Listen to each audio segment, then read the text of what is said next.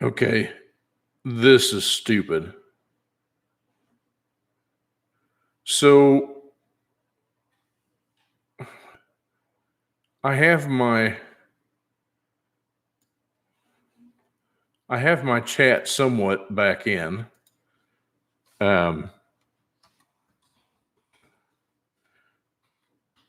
But for some reason they have changed. They did something to the program. I don't know what it is, but it's really irritating. The chat will not work. If you guys have ever done a live stream, the chat usually is on the right-hand side of the screen where you can see it and everything's hunky-dory. Well, there you are, Stephen. I can see you now. So, like I was saying, the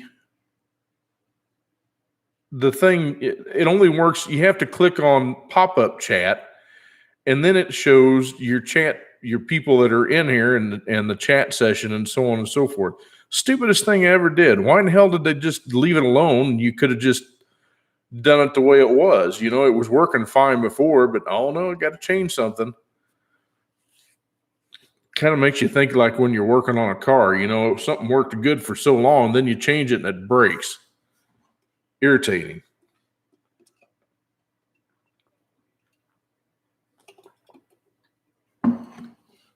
So yeah, make sure and leave me a comment that you have gotten the live stream. And good evening, Mr. Luther. Glad to see you stop in. Thanks for the thumbs up. I know this has been kind of a pain in the butt tonight, and this is kind of going to be a short one. I need to be off here no longer than about 9 o'clock Eastern because I have to get up super early in the morning. Like I said, I'm going to meet L to the W, and we're going to get his transmission shoved in his third gen. So, pretty anxious for that. Yeah, you know, my printer has been the same kind of deal, Stephen. I've got a network here at my house, and occasionally what happens is the thing, since it's on DHCP, which means it automatically finds its own address, it'll change the address, and it takes you a little bit to figure out where it went. Kind of a pain in the butt, but it is what it is. Luckily, since I'd done all that schooling for it, it comes in handy.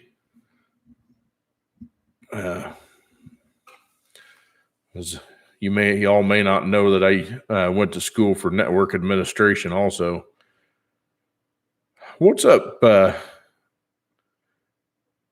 What's going on there? Let's see if I get this right. It's supposed to be pronounced child, correct? I hope I didn't butcher that.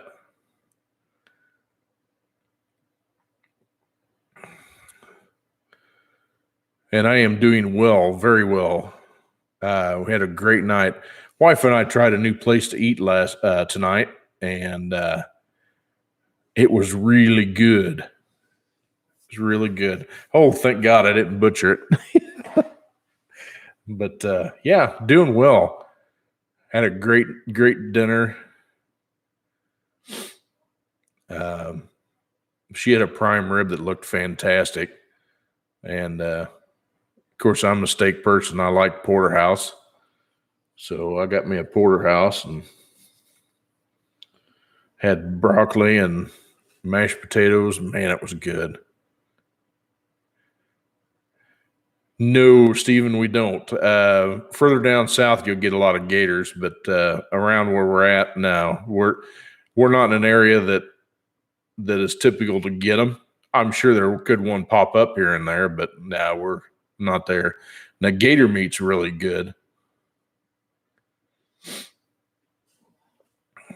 Wife and I both like gator. There's a couple places that do gator bites and stuff like that. Even though they're fried, it's still really good. just nice to know if you have to live off of it, you can, as long as you can kill it without it killing you first.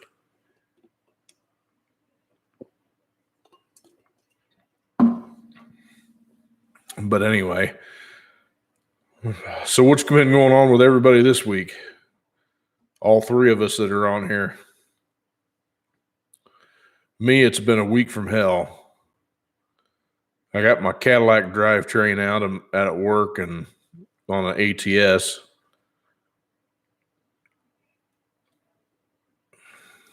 What would I do if I went outside and there was a huge gator wandering around my yard?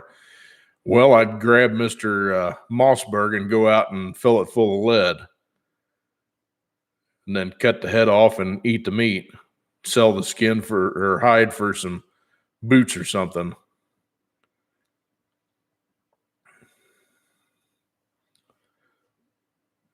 It. Well, I mean, I got 3 dogs that I care very much about, and we got indoor cats, and we got a couple of horses out there. So I've got to protect my property. These 4-legged fur balls are pretty important to me. They're like my kids. No, I don't know about that. Getting too old.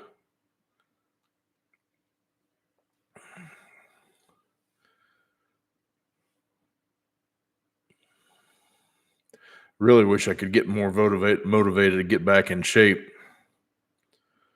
I've got so many things going on right now. I wish, it's been one of those deals where you just wish you could just quit and just not work anymore and still get paid, Haven't figured out how to do that yet. But I don't know, the way you all are killing it for me for subbing and getting the videos out there. I mean, it's been great. I mean, like I said, my subscriber count's been going up pretty steadily, and I'm just tickled to death. I'm just so thankful. A lot of things I'm blessed in life, that's for sure. Even through all this junk and everything else, I've been super blessed.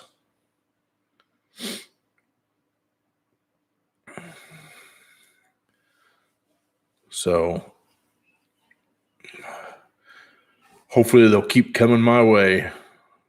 Just do a lot of praying about it. I tell you what, I looked outside and old Scarlett needs a bath, something fierce. She's got pollen all over her, and it looks terrible. I haven't even had time to do that. I haven't even had time to wash any of my other vehicles. Need to do that too. We just got some rain earlier tonight, and wife and I went out on the 2-wheeler today and went to a car show. Man, there was some cool cars there at that show, that's for sure. A couple of 57 Chevys. I had one 57 that had an LT1 in it, the old LT1, not the new LT1. You don't see many of them old LT1s still out there. That was pretty neat. Had a Suburban panel, old Suburban panel, like the old rounded body style, like the 60s or something like that they had.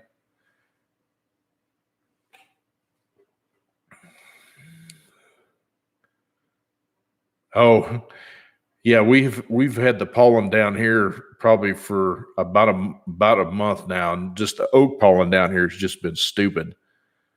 But anyway, that Suburban panel, it had a first aid kit in the back door, and it was kind of funny. You open it up, and it had a bottle of whiskey, a Band-Aid, and something else in it. I just had to laugh at that. That was pretty funny. Somebody had a 4th gen Trans Am that was one of 506. It was a Firehawk. It had an LS2 in it, which I find that kind of hard to believe, but that's what it said. It had an LS2 in it. And they made a custom shaker for it So it actually had a shaker on it. It was pretty neat. It was white with blue accents and trim and stuff like that. It was pretty nice. They had some really cool pickup trucks. Had like some 53 and a 54. They had a couple of Fords there. They had a International Scout 2 that was a soft top that was really cool. I was telling the wife, I says, I remember growing up, my dad used to work as an engineer for the railroad, not the locomotive engineer type, but the engineer as far as doing surveys and that kind of stuff and plotting land out and blah, blah, blah. Anyway, there'd be many times I'd see him drive that Scout home and it'd be full of survey equipment in the back because, you know, he had to go out on site and do some surveying. Man, that man was smart. I only wished I got half of his smarts. He was very good with math, and he didn't have any college. He was so smart. I miss him something fierce. You know, I just try to think and make sure that I make the right decisions in life, and it's tough. Yeah, he worked there for many years, and he was able to retire early. He retired at 55. I don't think I'm going to be able to do that. That's 5 years from now.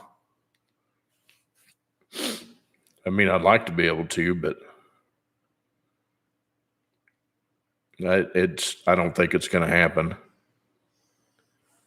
It's too tough right now, especially with what's going on. And I don't know what's going to go on with the world, you know, with these clowns that we've got in office right now. So we're just kind of have to take it one day at a time and just count your blessings. And if you still got a roof over your head and food on the table, which is pretty important. And you got to take care of yourself and your neighbors for sure. At any rate,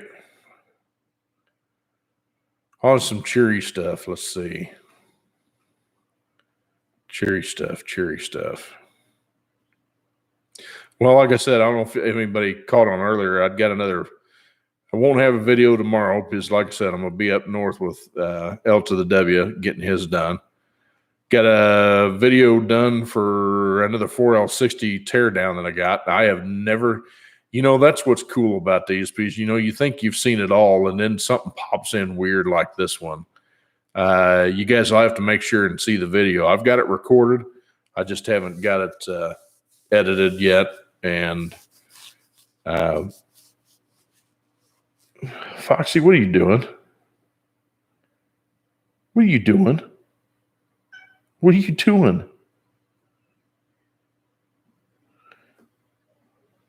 Are you chasing ghosts over there on the wall? Anyway, yeah, you'll have to make sure to watch that video. It's well, yeah, because I'm not going to have one tomorrow. I'm going to be out of town, so it'll probably be Wednesday when I get it out. I was a little late last week with it, obviously. I got it out on Thursday instead of Wednesday, but, you know, hey, it's what I can do. Got a transfer case to do also. I finally found a new supplier for my parts. I had to drop my old one because he was killing me. Every time I'd order parts, he'd forget about it or drop the ball. And he's a super nice guy. Yes, Stephen, she made a full recovery. In fact, I'll show you this.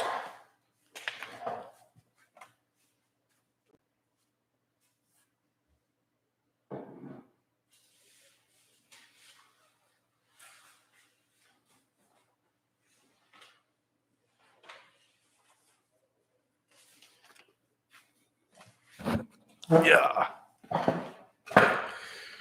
All right. So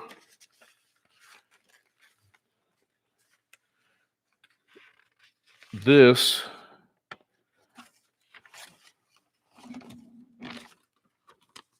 I know you won't be able to see a whole lot of it, but this here, and I know it's backwards to you guys because of the way the camera is, but anything in red obviously is not good.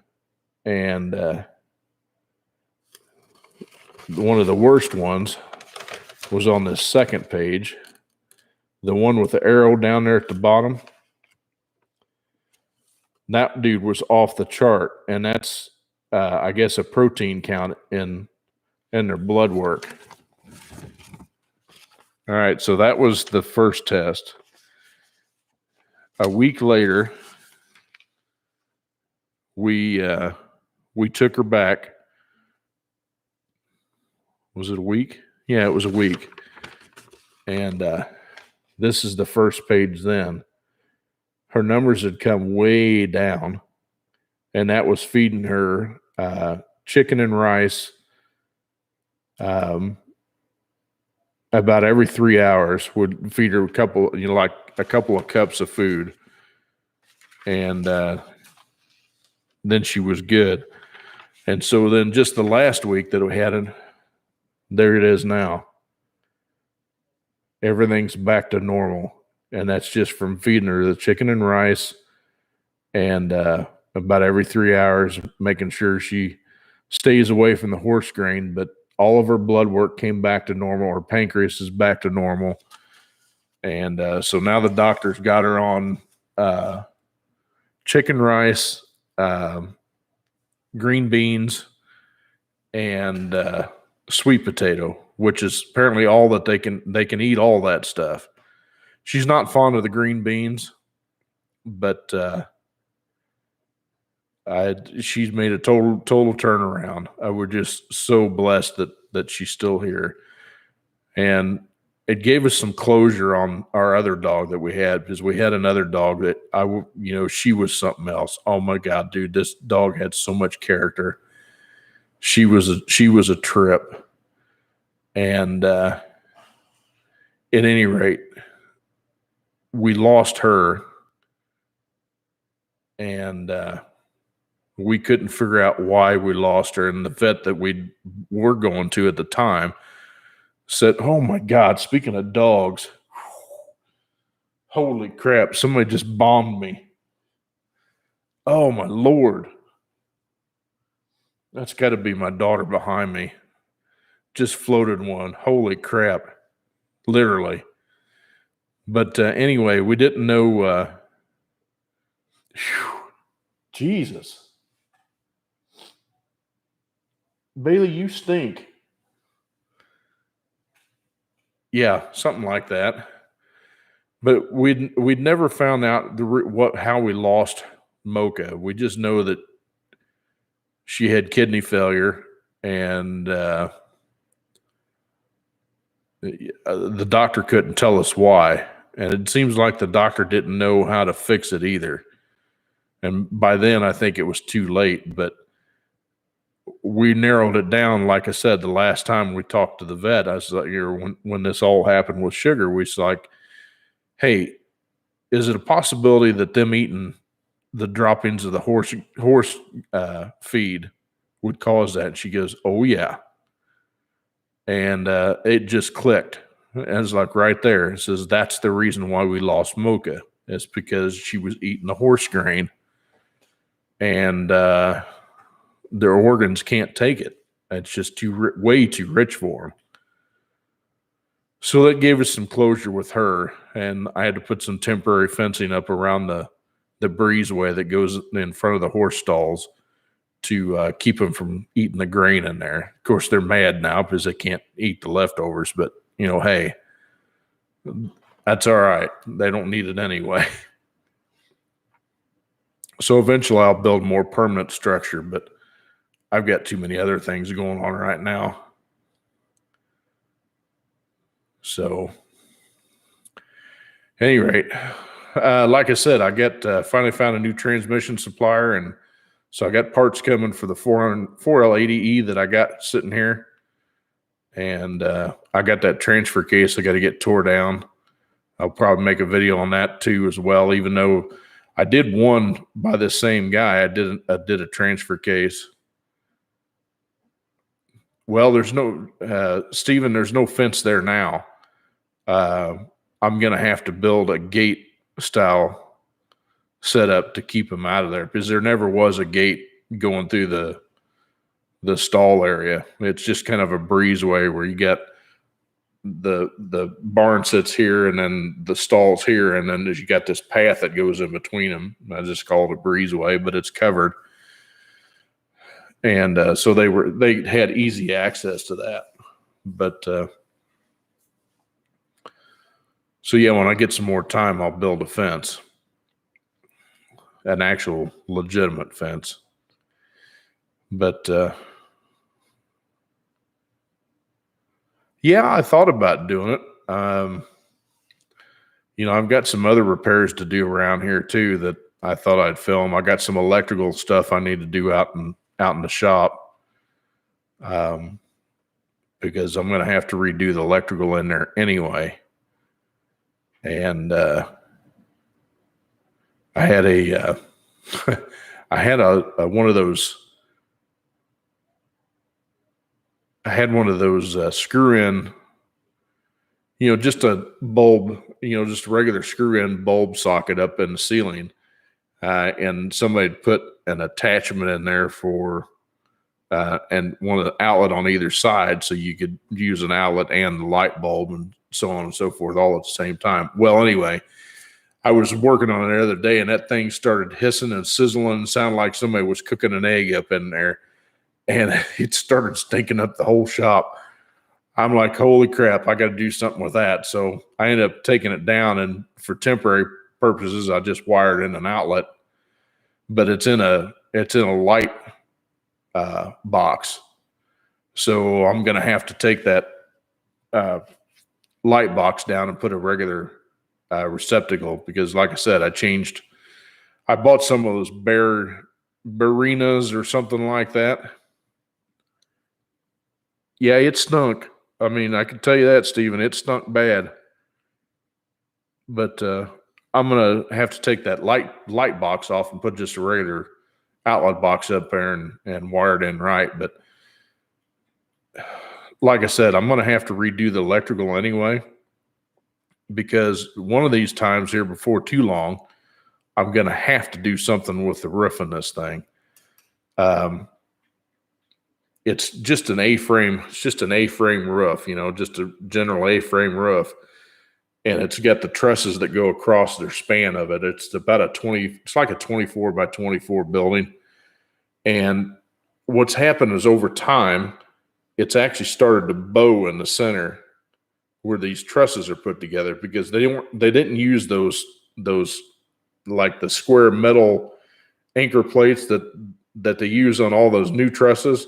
They just got like pieces of like 1/2-inch plywood that are nailed to either side of it, and that's how it works. Well, when we bought the house, what they did to get the roof line all across the same, they started stacking 2x4s on top of the trusses to bring the roof back up to height instead of fixing the trusses. So I don't know how much time I get in. This is the only thing I'm praying is I hope I'm praying that it doesn't fall when I'm in there one day. I mean, that'd be a bad news bear. Plus, they have all the electrical wires stapled to it, and it needs to. I want to run along the wall. That's some of the improvements I want to do, because I really want to paint the inside of that building. Like, I want to paint the walls white to reflect the light, make it brighter in there. Like to epoxy the floor. I don't know if I've never done epoxy on the floor before, and I don't know if I can do it or not, but I'd sure try it. I know that you got to rough up the concrete, which the concrete in that shop's pretty rough anyway. So it may hold. Goddamn, they're bugging me. No, it's not insulated yet. And I don't think I'm going to insulate the concrete walls, but ceiling or the roof, whenever I get that replaced, I want to do something that looks kind of like a barn.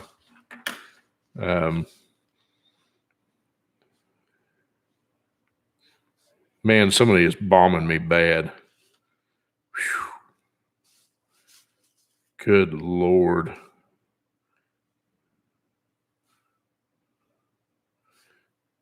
I don't remember what they call that roof, but it's actually,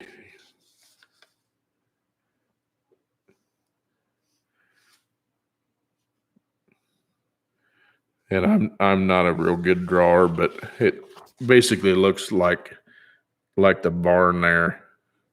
This one right here, and instead of just the A-frame. Yeah, I know. I mean, I bought some 6x6, 12-foot 6x6s because I've got a lean-to off this deal that covers up our patio out there, and the posts are sinking in the ground because the posts are rotten at the bottom, and they've just got it on ground contact. Yeah, right. They just got it on directly on the ground, which of course, as much rain as we get, that wood just rots over time. But anyway, it's pulling that roof down, and I need to redo it. So I bought four 6x6 pressure treated lumbers, 12 foot long, and they were flipping $45 a piece. I about fell out of my chair. I'm like, holy crap, those are high. I still need to get the base anchors too, that anchors it to the concrete, because what I'm going to do is I'm going to take and the patio ends, and then these poster right there by the concrete. And what I want to do is I'm going to take and move the post onto the concrete and anchor them there, and then put it up, and then I shouldn't have to worry about it, ever rotting the post out again. And, maybe trim it out on the bottom, make it look nice. But I was trying to hold it off to see if we're going to somehow be able to do the roof, but I don't think it's going to happen anytime soon. So I just need to fix it. Yeah, exactly right. Well, they got to do something to pay for all the all this stupid spending bills that they're doing, and although I like the stimulus checks are nice, but I mean, they're not real bright on how they're going to pay for it. They just think they can keep printing money and everything will be okay. And just like that crisis we got at the down south, they don't call it a problem, but it's a huge problem. Huge problem. Because guess who pays for all that? You and me. I understand that they want a better life, but come on. I says there is a right way to do that.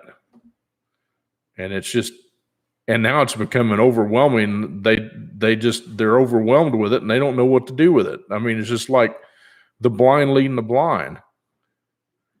It's absolutely asinine. It really is. I just think of my dad, because my dad was big into this, and my dad and my sister both. My sister was big into politics before she passed, and I just think that they're both up there in heaven right now, just rattling on about the politics, and my dad would be so fired up with it. He's just like, these jackasses that we got in there and everything else. It was just funny.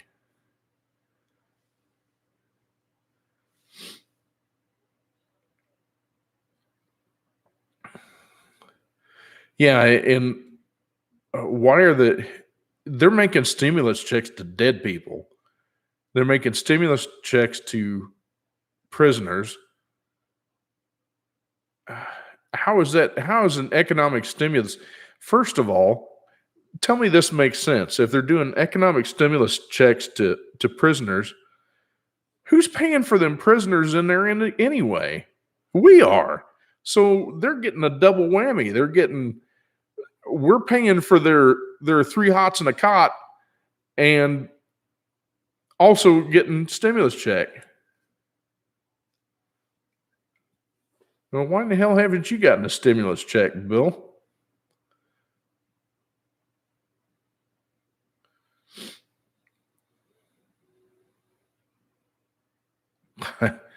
Yeah.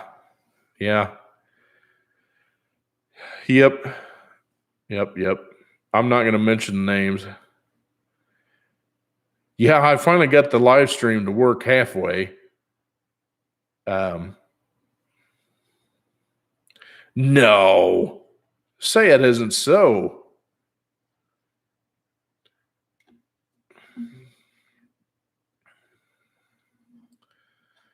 Here's the bad thing though is what they're accomplishing exactly what they want to accomplish. I said I wouldn't talk politics, but I got to get some of this off my chest. What they're doing by putting out these stimulus checks is they're giving everybody the idea that, hey, I don't have to worry about anything because the government's going to give me money. So I don't have to work. How does that satisfy anything? I mean, you've got people that are wanting to live off of welfare and wanting everything given to them. To me, that takes away the pride of earning your own living. I mean, you should earn your own living. I worked hard to get where I'm at now, and I'm not going to turn it upside down right now. Just no. And here's the bad thing: by the time I get retirement age, I don't look for there to be any Social Security left because they'll figure out some way to wipe that out. So it's just an all around bad situation, and it's not getting any better. I have to keep a positive outlook though. I mean, something's going to happen. And if you're not a religious person, I don't know. I am a religious person. I do have faith and I do a lot of praying that, I keep going through this one saying in my head is to forgive them, Lord, so they know not what they do. And I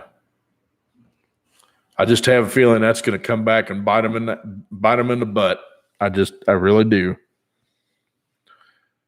And I hope it's going to be epic when it happens too. I hope the whole world is there to see it, which here's the bad thing. It probably won't ever happen. You won't ever see it because this crazy media will somehow blip it out or delete it or something like that. I don't know. You have to be so cautious about what you say, which I'm probably pushing the envelope right now. Somebody take me out or take my page down or something like that. And I hope that doesn't happen because I got a lot to teach y'all if you're willing to watch and learn and listen. I don't pretend to know everything, but it's something I do enjoy doing. I enjoy the heck out of explaining and hopefully my knowledge will go towards somebody that can use it. We weren't blessed with any children, so hey, I'm going to spread it to somebody. Otherwise, it's just going to rot in this head of mine, which is a pretty ugly head to begin with. So anyway.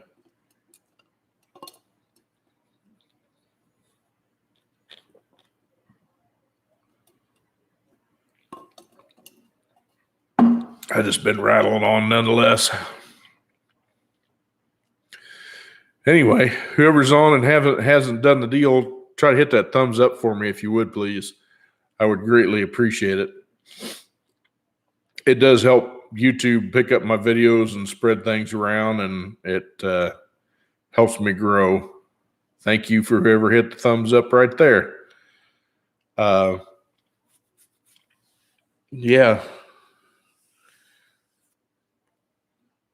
So at any rate, so I met a guy that emailed me the other day, and a super nice guy named Jesse, and I really enjoyed the conversation over it. He's got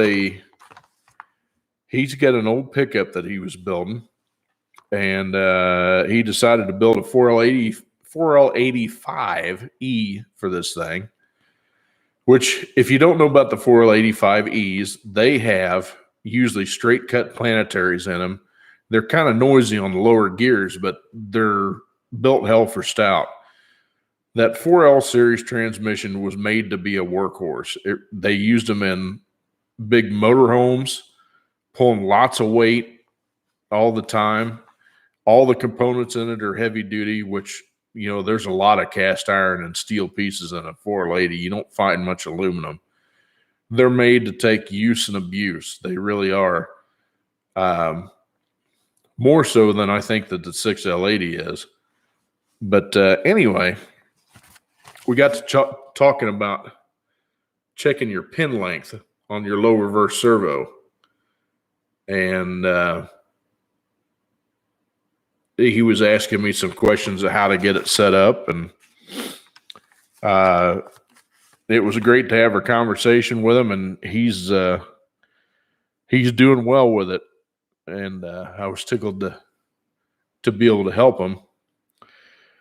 He actually bought one of the tools, the actual tool for checking the pin length, and he had some question on where it landed, which on his, it was like the top of the A groove and stuff like that. So he's right there in the middle of the first and the second pin length. Well, he's closer to the second, and that's the one I recommended to him. Besides that, the number one pin is no longer available from GM. I rarely ever had one of those that ever had that real short pin in it. So he was able to find the second pin and was getting that set up. And he's working on his stator support. Because it had a pretty good groove in it where the bushing rides.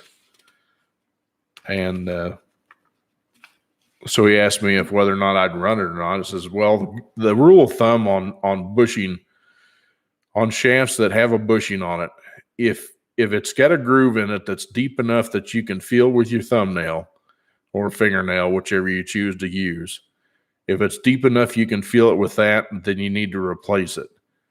If it's just got some grooves that doesn't necessarily dig into it, basically it's like staining or something like that. A lot of times you can polish those up and it'll be fine. This 4L60E that I tore down today, made a video for it.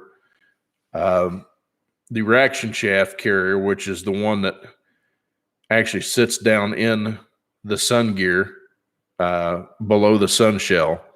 It's the one that holds your upper planetary set on a 4L60E. Those are notorious for wearing bad around that bushing. This one wasn't bad. I was able to take a Scotch-Brite in it and scuff it up just a little bit. And once you scuff the where it had been riding on, it looked almost like a brand new shaft. I mean, there's just very little wear there. So, you know, it's one of those pieces where you won't actually have to replace it.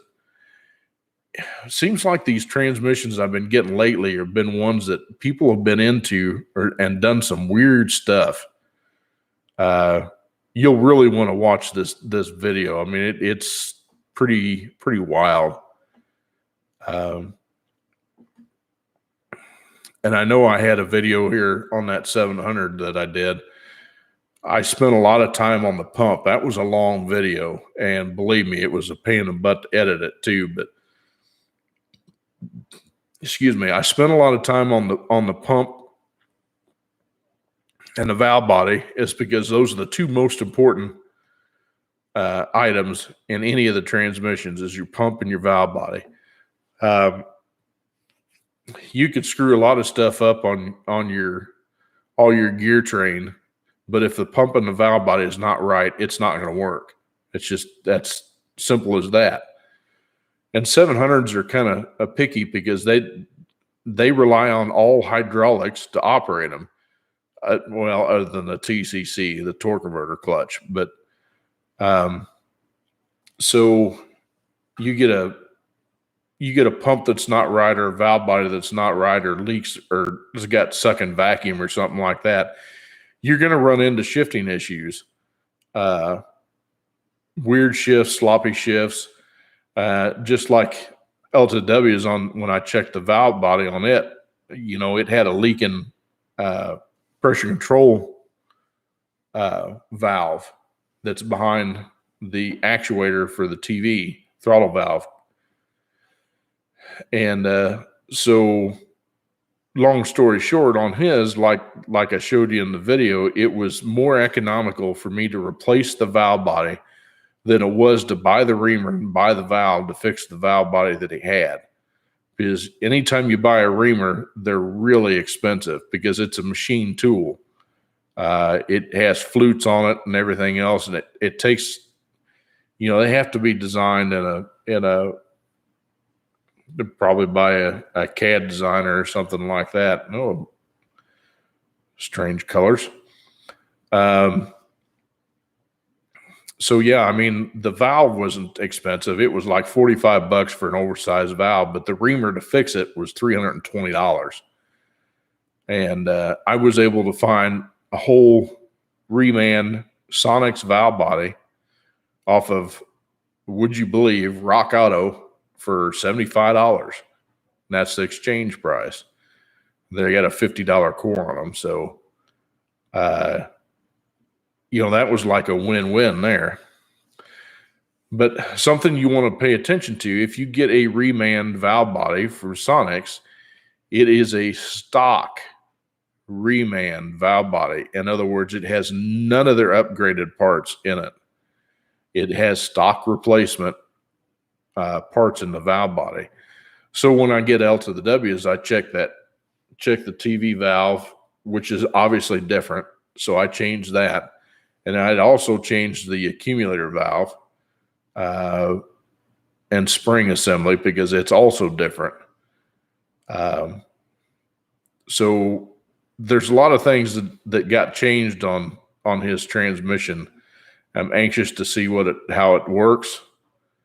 I know I'm going to be completely beside myself if it doesn't, which I don't think will be a problem. I mean, it went together nice. The gear train felt nice. Everything air checked. And I feel better that we did the valve body for sure. So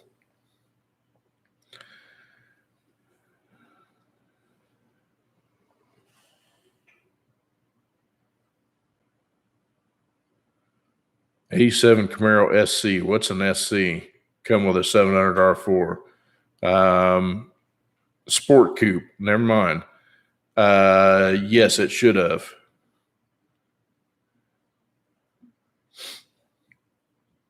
Sport coupe would have been I don't know.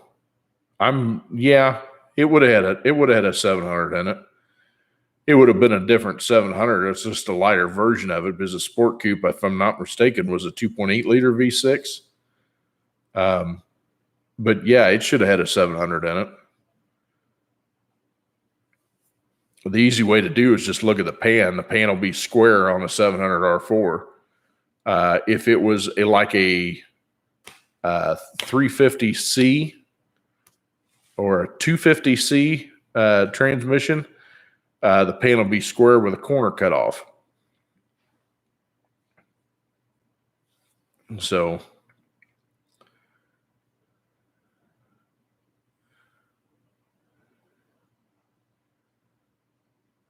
Bill, no, I'm actually making the trip up there and helping them get it in and I want to make sure that he's happy with it before I left. So,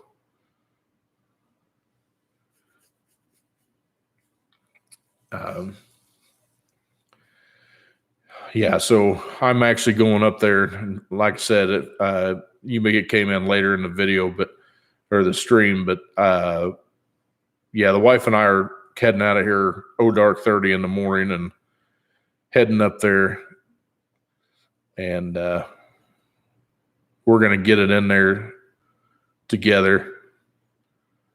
And I told him, I says, you got to make sure you got some jack stands high enough to get my fat ass under the car, because otherwise it ain't going to work otherwise.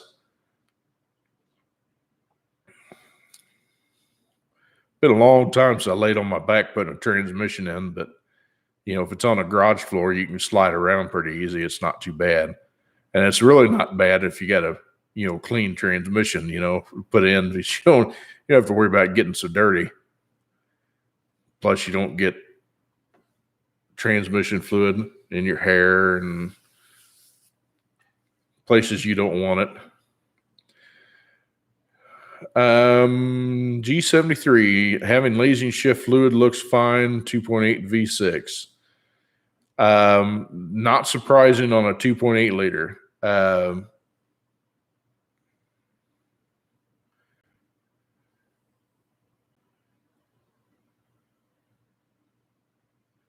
Yeah, it really is. I've had a chance to pick up a couple of 2-post lifts down here pretty cheap. And, the wife told me, says, you got to go pick that up. And I was like, what am I going to do with it? I don't have anywhere to set it up. That's the bad thing. Concrete on a lift, you need concrete about 6 inches thick, and it's got to be around 3,000 or 3,500 pound per square inch concrete to set this lift up, safely. I've seen guys do it in a lot less, and I don't know if my little shop, how thick the floor is on it. I doubt it's 6 inches. It's probably only 4. I'd be surprised if it's any thicker than that. But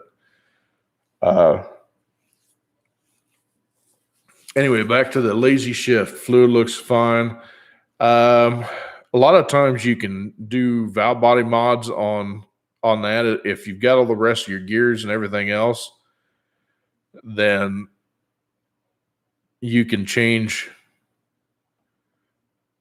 You can put drop the valve body and put a little shift kit in it or something like that. Change your springs in your 1-2 accumulator and your 3-4 accumulator. That'll stiffen it up quite a bit.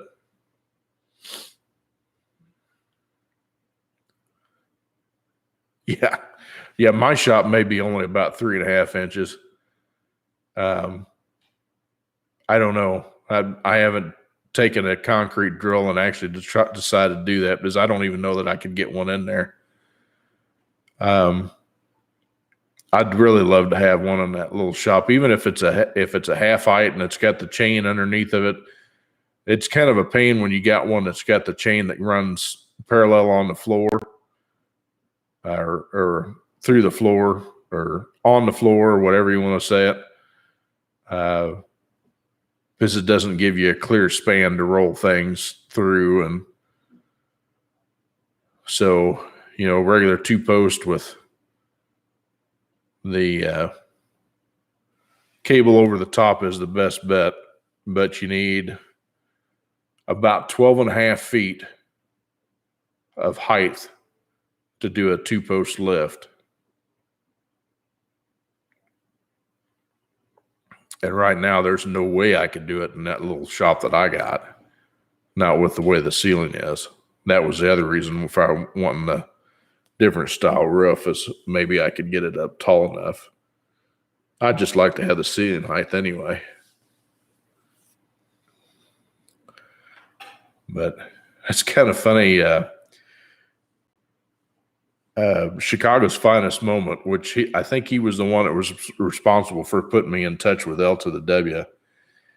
He seen the finished video for L to the W's transmission. He goes, I got three 700 R4s I can ship down to you. It's like, no, not right now. Not right now. I need to get caught up, and I need to get some stuff going around the house too. it's going to get hot pretty quick down here, and I really like to get my AC put in out there in the shop. I checked on a cylinder of gas so I can get some steel. I need to make a pedestal, a square pedestal to set the air handler on. And I guess the gas wasn't that bad. It was, I think he said it was, you have to buy the cylinder on the I think it's on the 80-pound cylinders or something like that. You have to buy the cylinder, which is like $200, which is kind of steep. But it is what it is. It is a gas cylinder. And then he says it's like $80 some to fill it, which, like, again, I didn't think it was that bad.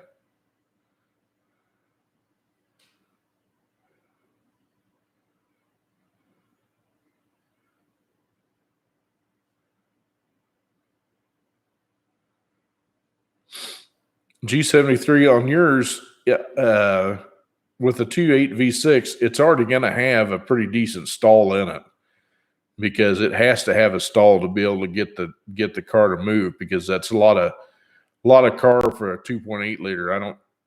I think they were only rated like 120 horse or something like that. Most of those had 410 gears in the butt end of the car, though. I mean, they were pretty high geared, number wise anyway. So if you put, let me think about how to explain this. I mean, I guess you could get a looser converter if you wanted to do that. Here's the thing, though. If you get a looser converter, you're really not going to get a chirp out of it. Not unless you really do some modification to that transmission. A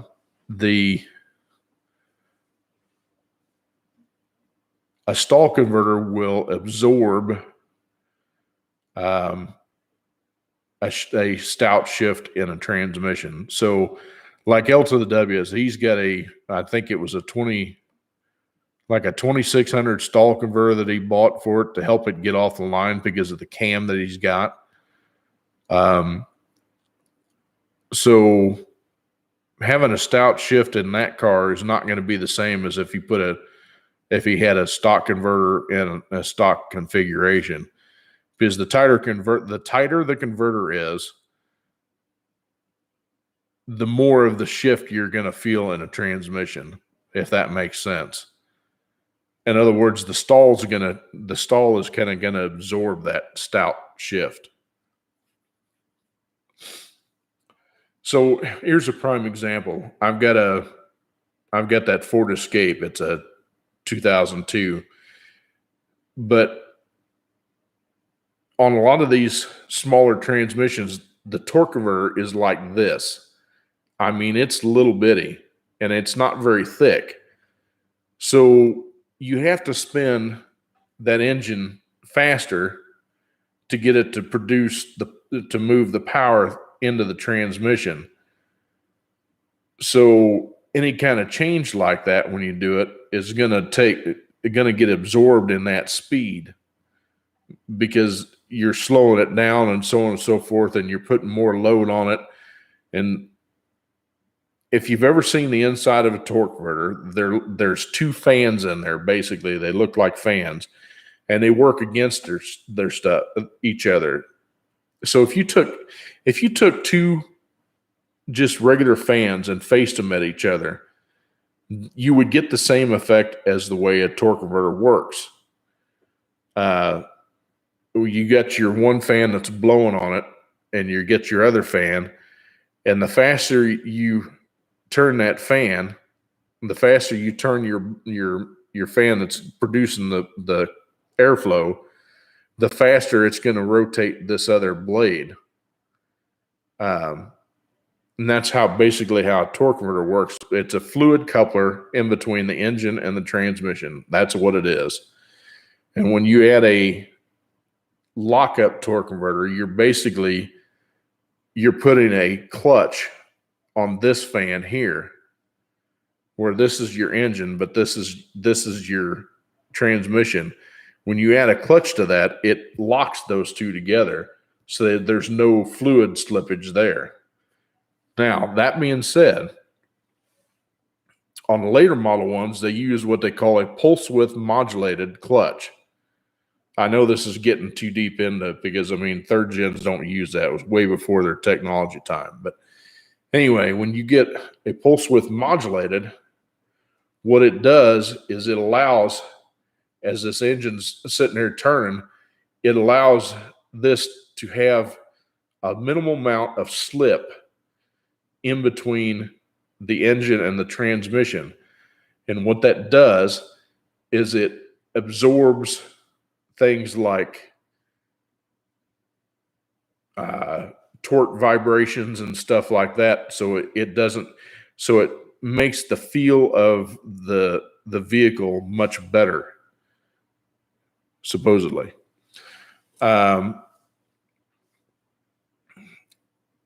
And, you know, you probably guys have heard, if any of you drive a GM product, that say you've got something with an 8L90 and an 8-speed automatic, and you've gotten a bulletin because the thing shudders. Every time it shifts gears, it disengages the clutch, then re-engages it after the shift. And they do that for shift feel. But what's happening is the first version of the HP fluid that they were putting in those, what's that word I'm looking for? It's like a desiccant. In other words, it would absorb water. Well, what happens is when you get water and oil mixed, obviously your lubrication properties goes down. And what it would cause that clutch to do is it would cause it to chatter on that clutch, on the torque converter clutch.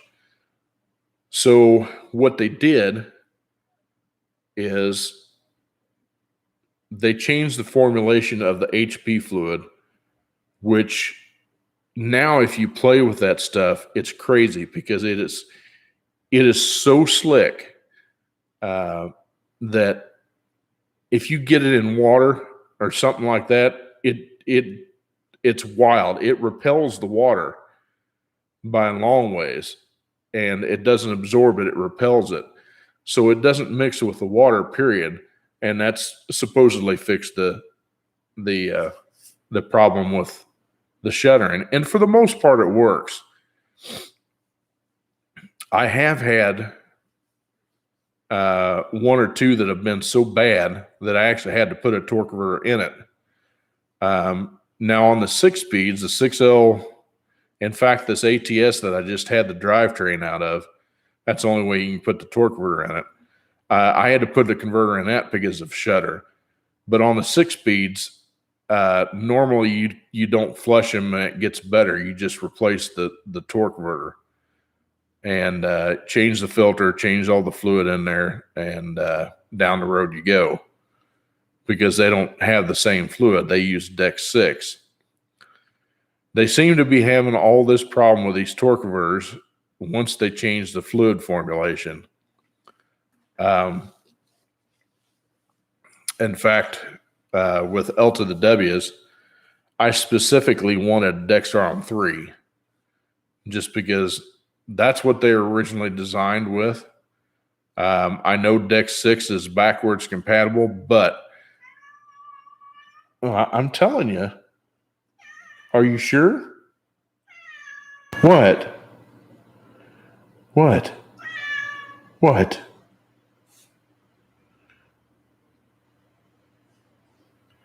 You can go up and lay in your box? Sorry, I got sidetracked. So,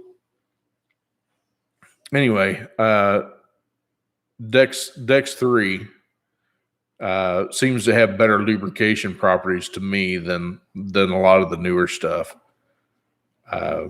However, I run I run deck 6. If I remember right, that's what I put in my Allison the last time. But Allison will run Dex 3 also. I mean, they'll run just about anything. Their Transcend, that's some weird stuff. That stuff turns like yellow iodine after it gets heated a couple of times. It's pretty wild stuff. But it's only on the early models. The 04 and up, they changed the the characteristics of the torque converter clutch on the later model ones, and the fluid would stay better a lot longer.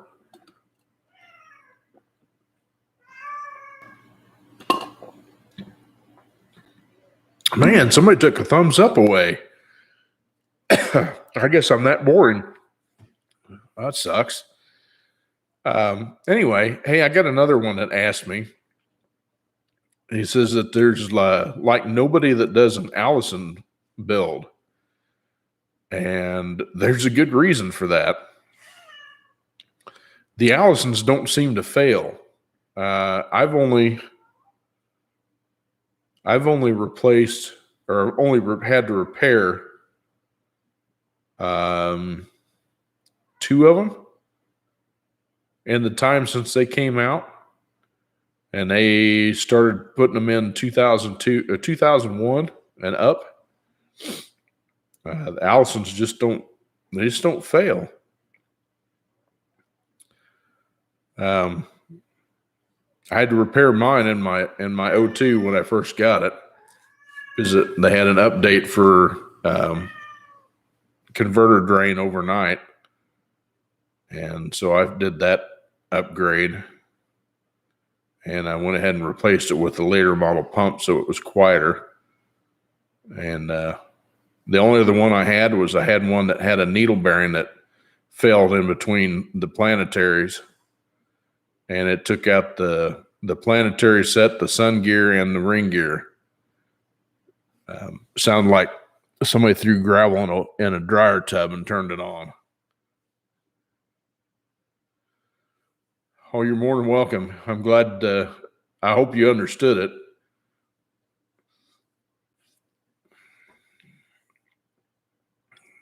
But the easiest way to explain a torque converter operation, like I said, is to get 2 fans and blow them at each other. And it'll make sense. It really will. If you turn them both on at the same time, you'll almost stop the fans. Almost.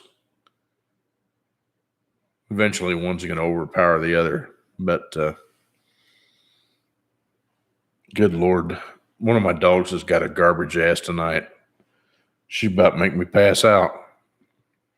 Not really, but pretty rank.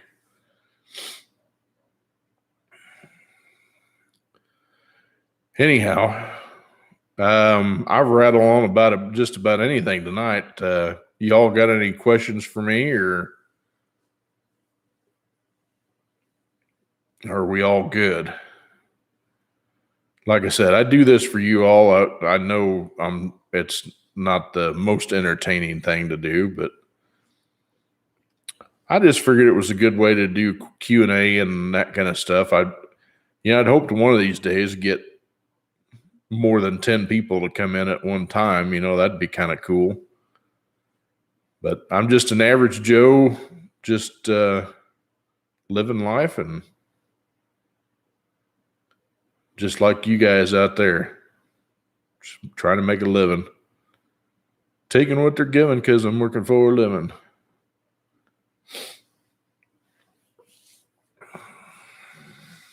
Good song. Speaking of which, I've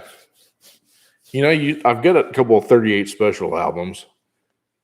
I don't know what kind of music y'all listen to, but I had YouTube. I listen to YouTube music a lot just at work because it's free because I paid for the membership anyway. It's not free, but I heard a song that I had never heard by 38 Special. It was called Chain Lightning. And that song's pretty dang good.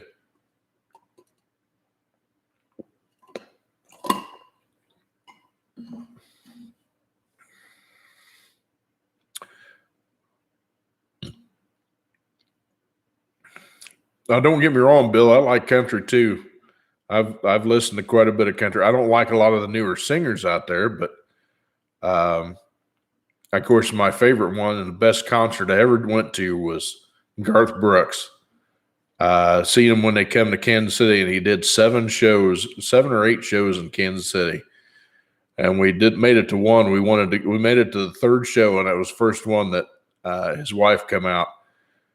But Trisha Yearwood, that's not his wife. God dang it, I can't think. It's too late at night. I can't remember. But anyway, best concert I ever went to, hands down. Been to George Strait concert. He's got so many good songs. Great artist. Kind of boring to watch on stage, though. He don't move a whole lot. That one had Dierks Bentley in it, and I can't remember who the other one was.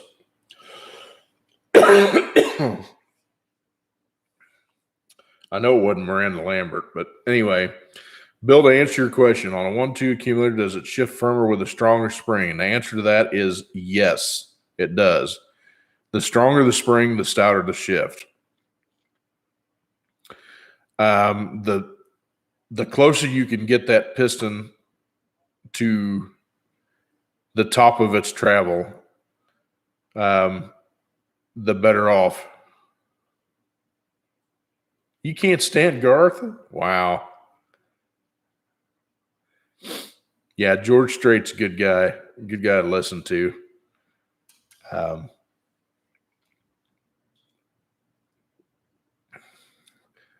like Garth just because he came out about the same time as I was growing up. So it's just his songs mean a lot. But yeah, there's nothing wrong with it. I mean, you can listen to whatever. That's the whole thing about being free. We are somewhat right now. You're free to make your own choices. That's the whole thing about it. I mean, that's what big government doesn't understand. I mean, we're free to make our own choices, and that's how we need to live our lives. Anyway, yes. So the shorter you can make the travel on that 1-2 accumulator, the better it's going to shift. I know there's other guys out there, other builders out there on YouTube that stacks the accumulators. That yes, you can do that, and that'll make a pretty stout shift. I'd rather do it to have some kind of dampening on it. Because on the 1-2, you can always add, if it has just the outer spring or the big spring, you can add another spring on the inside, and it will also stiffen it.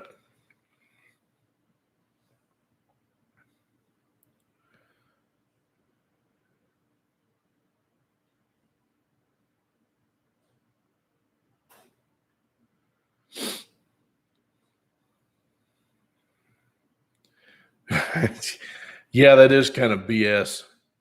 I was so disappointed when I heard he's playing for China Joe. Yeah, it kind of broke my heart. Yeah. Only had a small spring in it. That's weird. Usually it only have a big spring in it, big diameter spring. I know on some of them they use dual springs on it depending on the model. I mean, it all depends on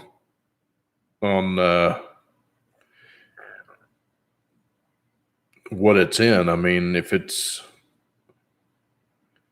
course, you wouldn't usually see that like on a pickup, so to speak. You wouldn't see it just a single small spring.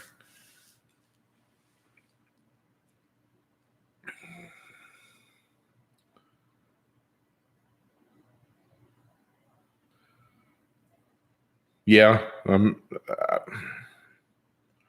on a 1-2 accumulator. Wow.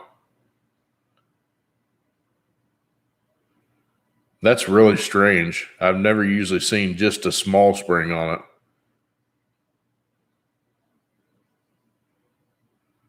That's right. You told me it was a 2007.5. So yours should have been, yours is one of the last models that had a 4L60 in it.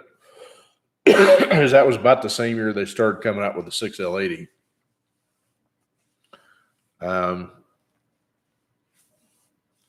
Yeah, in fact, I think all the 2000, now they used it up until maybe 2010, I think. I don't remember exactly, but anyway, that's pretty wild.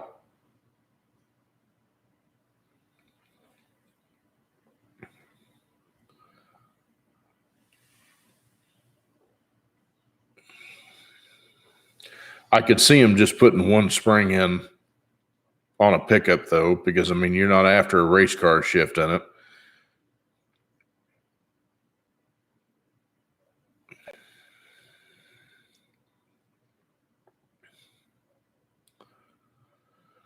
Yeah, I'd be adding a spring, just leave the little one in there and add the bigger diameter, like a yellow spring, because usually there's a yellow spring, big diameter spring,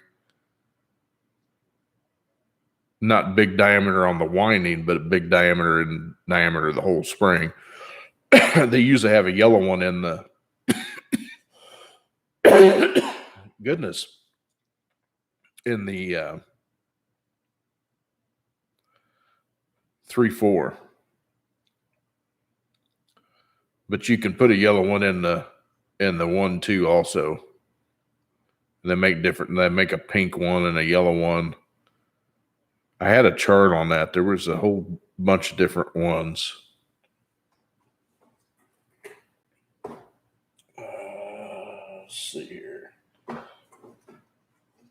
I'm gonna trusty book out here.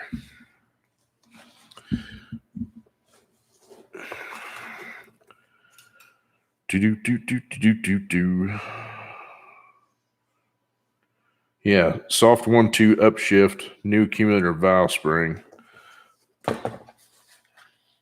62.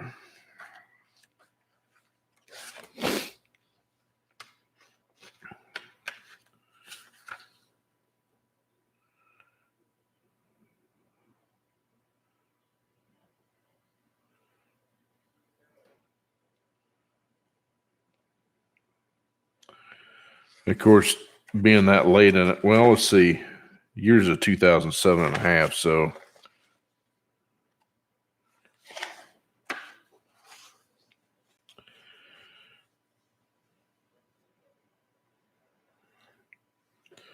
yeah, see, this is a later model one. Shows that inner accumulator spring and an outer accumulator spring.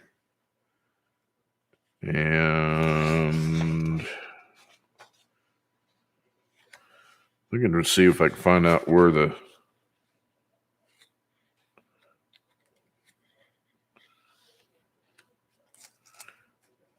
round wire outer spring.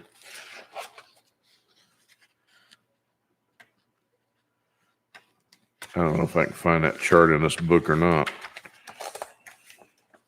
I could have sworn there was a chart on it.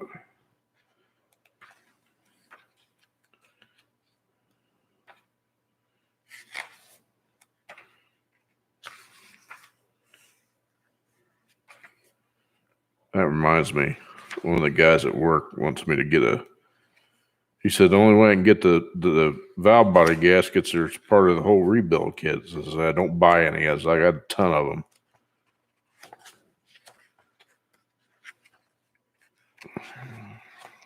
I used to do these all the time on a regular basis at work. The GM kits always came with way more stuff than you actually used, because you could use it in a whole bunch of different applications. Yeah, I don't know where that chart is.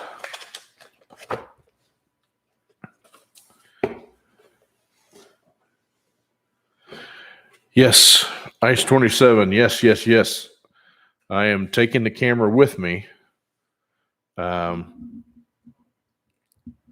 so I can purposely show that adjustment. I want to show you how that cable works. I also brought my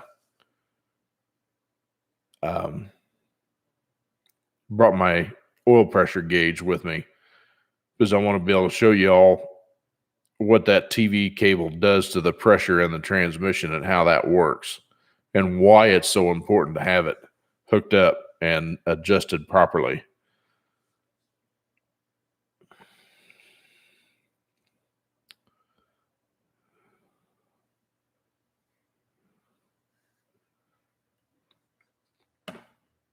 Yeah, like I said, it's an easy test to do, and I've like I said, I brought my gauge with me so you guys can actually see when we get it in there. Hopefully, you'll be able to hear me over the beautiful sound that this car makes. But I'll try to make sure that you can hear me. But looking forward to getting that done. I don't know how much of the actual installation of the transmission that I'll do, because I mean that's kind of self-explanatory. I'm going to show you. I will show you little things like torque converter spacing, especially with an aftermarket, because you want to make sure not to have too big of a gap in between your mounting pads and your flywheel. Very important, especially with an aftermarket converter.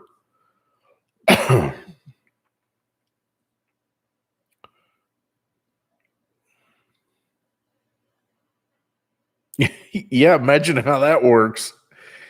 Yeah, that's what they'll usually do if you don't have that cable adjusted right. Usually it'll be really light, and the pressure's not high enough for it to hold the gear long enough, so it goes ahead and shifts to the next gear. Well, I gotta get some water, guys. I'm about to die here. Hang on a minute.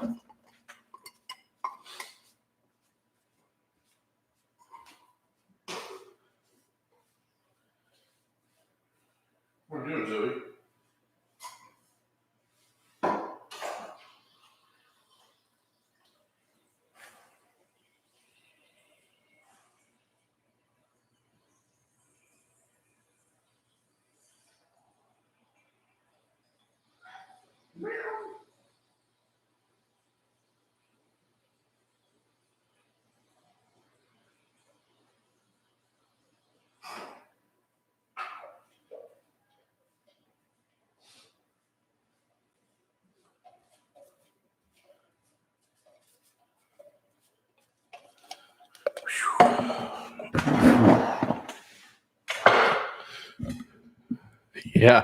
Yeah, I probably should shut that off, but my head's blocking it for the most part.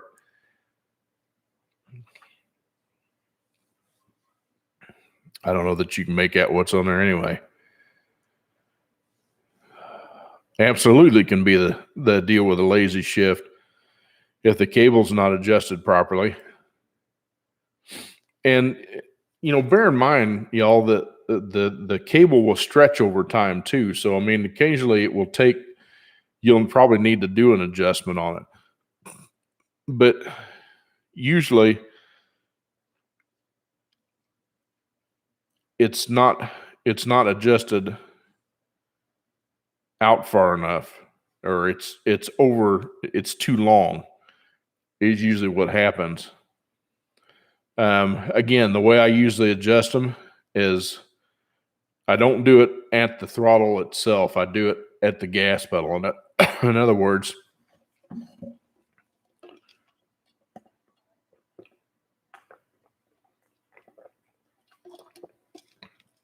oh goodness, excuse me.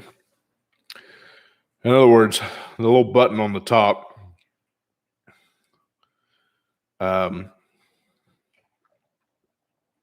you know what? Hold that thought. I'll be right back.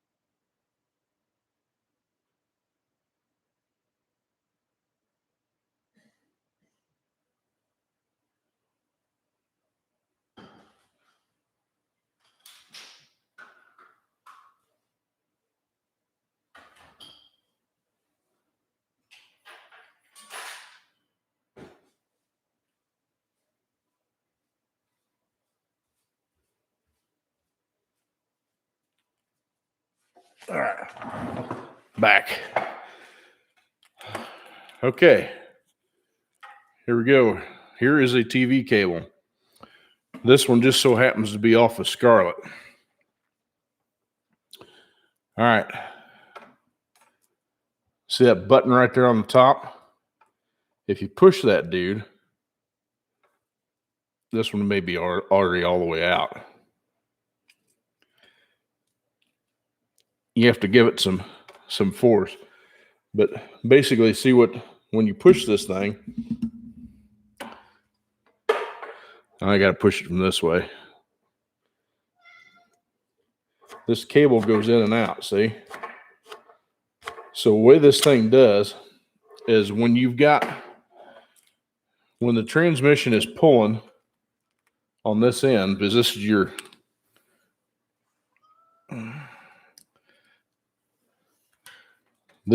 end that goes in the transmission. So you get your eyelet that your TV link goes on there. So when it's pulling back on this thing, it's going to cause this cable to be spring loaded. So the way you adjust this thing, here, let me see if I can pull on this and we'll simulate the transmission side of it. When you pull on this thing, this cable's going to slide up like that. So this thing's all the way butted up. And so the way you adjust it from there, see, it's all the way in. So when you step on that pedal, that's not what I wanted. It's supposed to, since I don't have it hooked up, it's kind of tough to do. But the idea is this thing will ratchet out. So as you step on the pedal, this thing will go and start ratcheting out. And so when it ratchets out, that's when it's adjusted right. But again, I'll show it on the car as well. But since this isn't hooked up, it's real hard to do.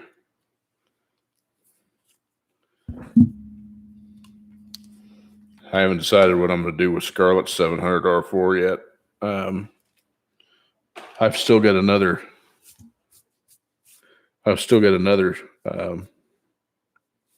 iRock out there too.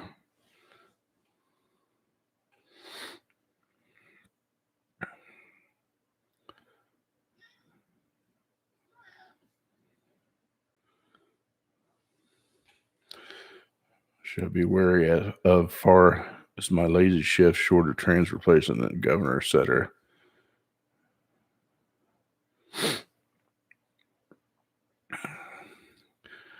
Well, it depends on.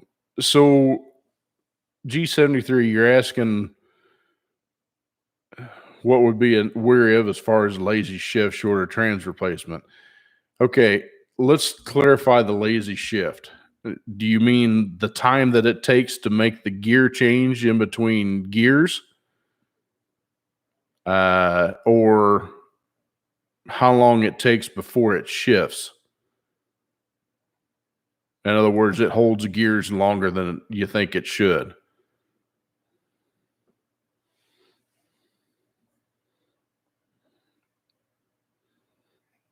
Yes, on the first part.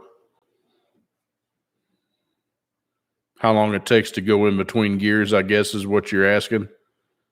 Okay. That can be a combination of fluid pressure, and just, the way the valving's set up. So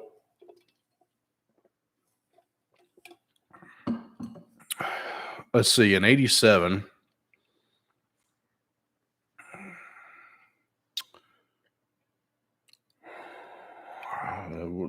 I think it was 87 should have a 10 vein pump in it. So I'm pretty sure.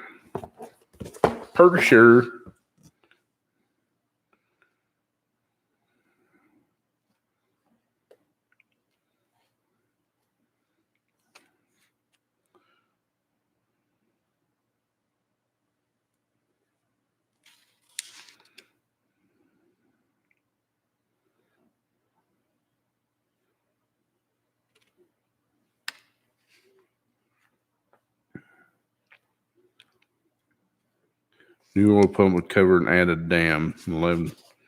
Here's 11.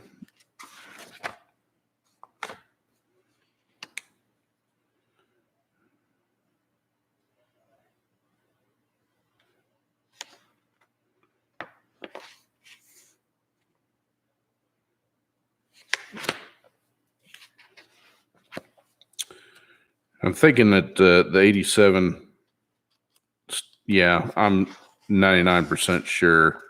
Wait a minute. Here we go.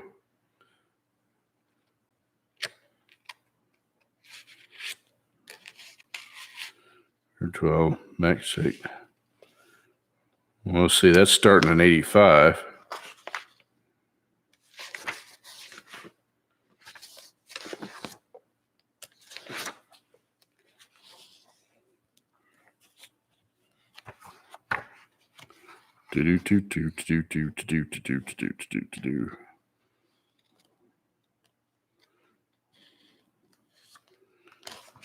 That's the Ford Sprag.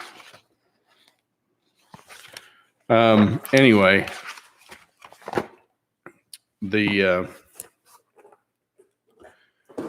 you can change the pressure regulator valve in it. That will help immensely.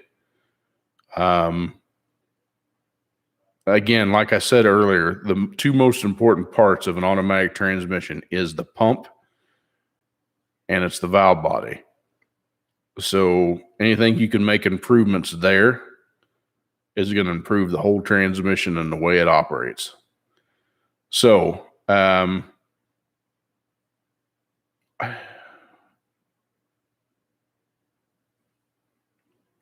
don't want to steer you in the wrong direction,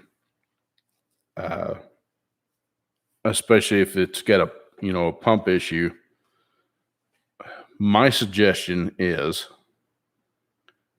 to get you a oil pressure testing gauge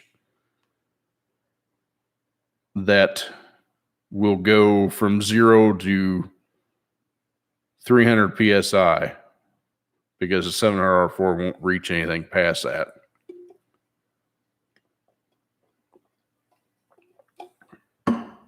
And there is a test port on the left side near the bell housing area on the outside. It's 11 millimeter plug. That's where you hook your gauge up, and start the thing up, and look at what your pressure is to start with, because that'll lead you in the right direction, which way you need to go, whether or not the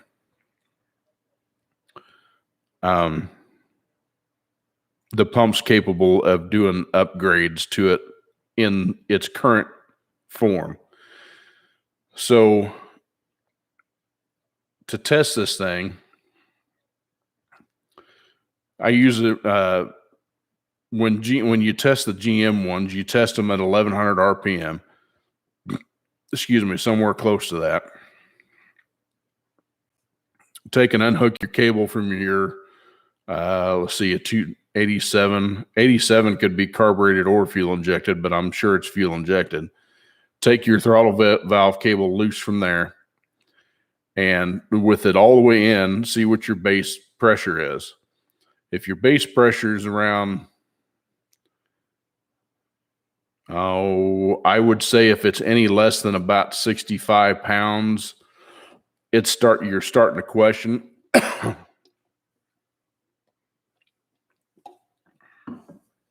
been talking too much tonight. Wow. And then you can pull that cable at different spots and see what the pump does.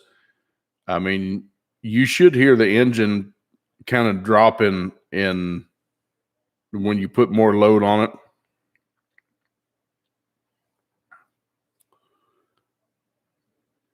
Right. I mean, even if it's sat for a while, I mean, it could have, some rough stuff in it and some dried up seals in the transmission. But that's what I'm trying to tell you.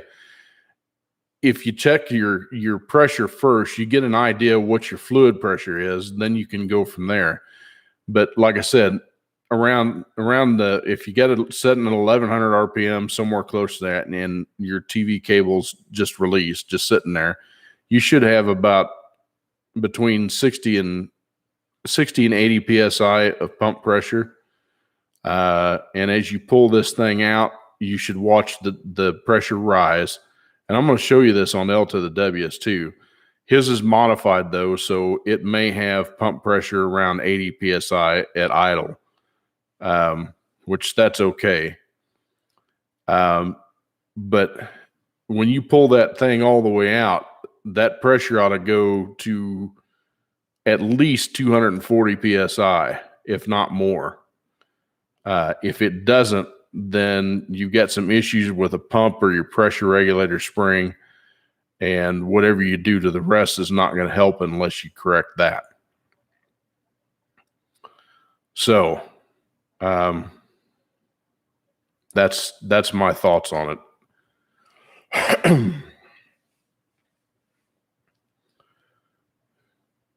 Being as it sat for years, I'm sure that didn't help any. That's just like the donor I've got out there now. It sat for so long, the tank just got holes in it from the the ethanol, and it smells like turpentine, and I'm sure the pump's burnt up. Well, I know it's burnt up.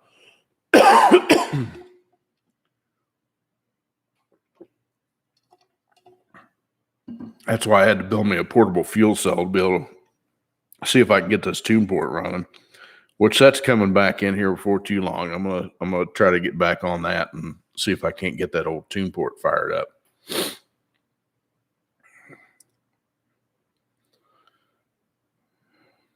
And even if the engine runs, I'm going to go through it a little bit and Probably do some pistons and rods and maybe a crank, depending on what I want to do, and some good heads. Because them factory heads back then were kind of junky, but anyway. Y'all, I'm going to have to cut it off here. I got to get in bed and get some sleep. Like I said, I got to get up at a crack of a moon's butt to go meet L to the W to get this transmission put in. I've really thoroughly enjoyed the conversation with y'all tonight. Really have. This has been a long one. I've enjoyed it. Y'all think about something that you want to gab with next week, next Saturday.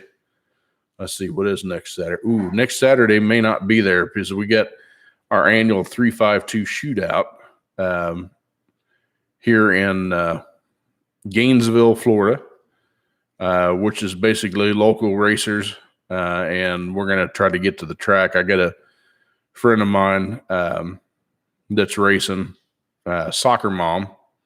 Just put hashtag Soccer Mom and you'll find it. I do like the kiss. I'm lost on that one. Keep it simple, stupid. Is that what you're saying? Yeah, I remember that one. But yeah, like I said, it's got 352 shootout. Check out Soccer Mom or Win with KSR. Follow him. That's a friend of mine and fellow employee at the dealership, and he's pretty cool. And that car is bad to the bone, I'm telling you.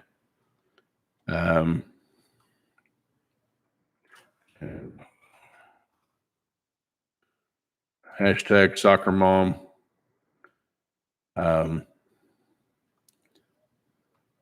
then Win with KSR.com. Check out that web address, and Soccer Mom should be on there. Kevin Smith is the owner of KSR Fabrication and Performance, or Performance and Fabrication. And he is also the one responsible for building Cletus McFarland's mullet right now. So he's local here in Gainesville. Great guy. Check out his stuff. And check out YouTube, L to the W's page. Vetruski channel, Vetruski Travels is his new channel. Check him out. Give him a like and a subscribe. He's having to rebuild his content all back up again from losing it from YouTube not restoring his L to the W page. So he went from 7,000 subscribers to nothing. That's rough.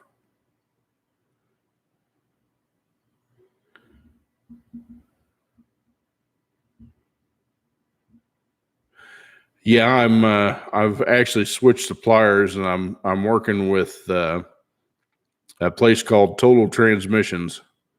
He's out of Chicago. He was referred to me by my original guy from A&, Red's Transmission Parts. And I love Al to death from A&, Red's. He's a super nice guy, great to talk to, but he's been dropping the ball on me. God bless him. He's been having some health issues too, so I think that may have something to do with it. But nonetheless, I gotta find new suppliers. So I talked to Tony out there at Total Transmissions, and I got some parts coming for the 4L80. Ordered them Friday, so I'm gonna see how long it takes to get them. But Tony has got tons of hard parts available too. If you need hard parts, I got another